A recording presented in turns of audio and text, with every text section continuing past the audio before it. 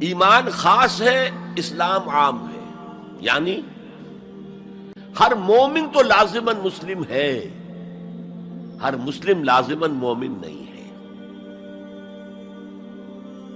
یہی معاملہ نبی اور رسول کا ہے، نبی عام ہے، رسول خاص ہے۔ ہر رسول تو لازماً نبی ہے، لیکن ہر نبی لازماً رسول نہیں ہے۔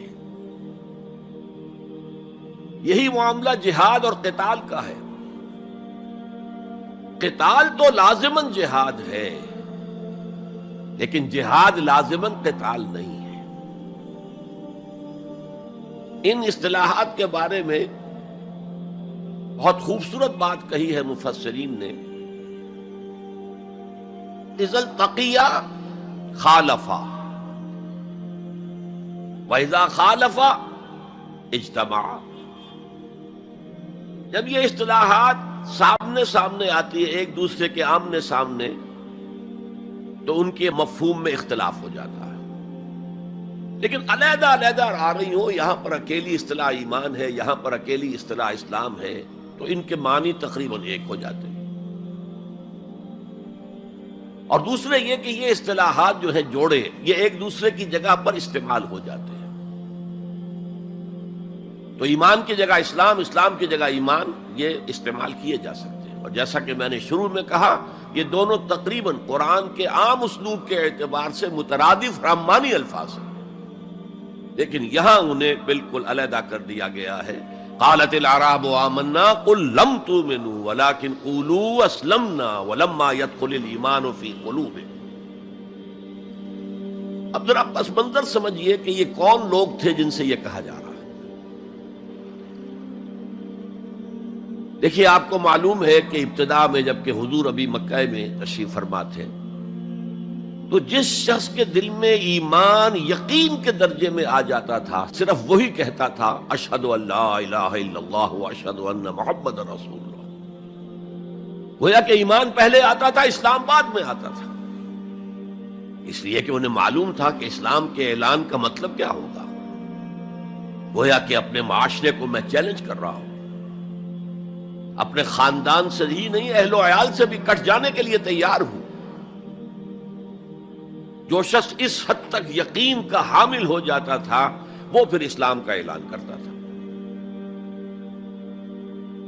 لیکن رفتہ رفتہ صورت بدلی، خاص طور پر ہجرت کے فوراً بعد۔ آپ کو معلوم ہے کہ وہاں اللہ تعالیٰ نے ایسے حالات اور اسباب پیدا کر دیے کہ جو دو قبیلے وہاں پر اصل عرب قبیلے آباد تھے، اوس اور خزرج، ان دونوں کے تمام اکابر ایمان لے آئے۔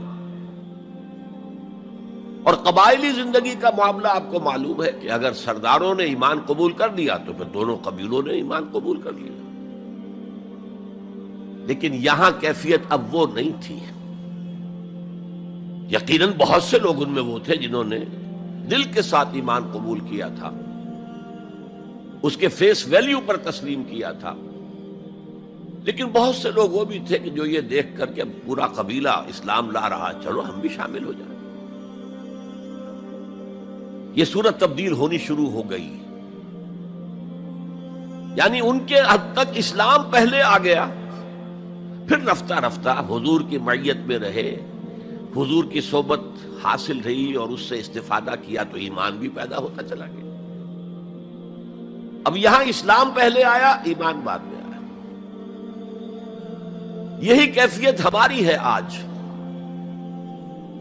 ہم مسلمان تو پیدائشی طور پر ہیں، مسلمان والدین کے گھر میں پیدا ہوئے، الا یہ کہ کوئی اور کسی دوسرے مذہب سے تعلق رکھنے والا ایمان قبول کرتا ہے، اسلام قبول کرتا ہے، تو اسے بھی اپنے خاندان سے کٹنا پڑتا ہے، اسے اسی طرح کے حالات سے، چاہے وہ مار پیٹ اور وہ پرسیکیوشن اور وہ تشدد اور وہ ٹارچر نہ ہو جو ہو رہا تھا مکہ مکرمہ میں، لیکن بہرحال کافی کچھ قیمت انسان کو ادا کرنی پڑتی ہے اپنے اسلام کے قبول کرنے کی۔ لیکن ہماری 99,999 فی لاکھ جو اکثریت ہے وہ تو انہی پر مشتمل ہے جو آباء و اجداد کی وجہ سے due to accident of birth مسلمان ہیں، تو اسلام تو پیدائشی طور پر مل گیا، پیدا ہوتے ہی داہنے کان میں اذان پڑھی گئی، بائیں میں اقامت کہی گئی۔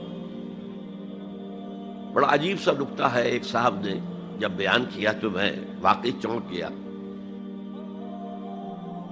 انسان کی پیدائش کے وقت اذان دی گئی اور اقامت کہی گئی، نماز کوئی نہیں، اور اس کے انتقال کے وقت نماز پڑھی گئی بغیر کسی اذان کے، بغیر کسی اقامت کے۔ گویا کہ اس نماز کی اذان اور اقامت پیدائش کے وقت ہے جو نماز جنازہ کی شکل میں اس کی موت کے وقت پڑھی جا رہی ہے۔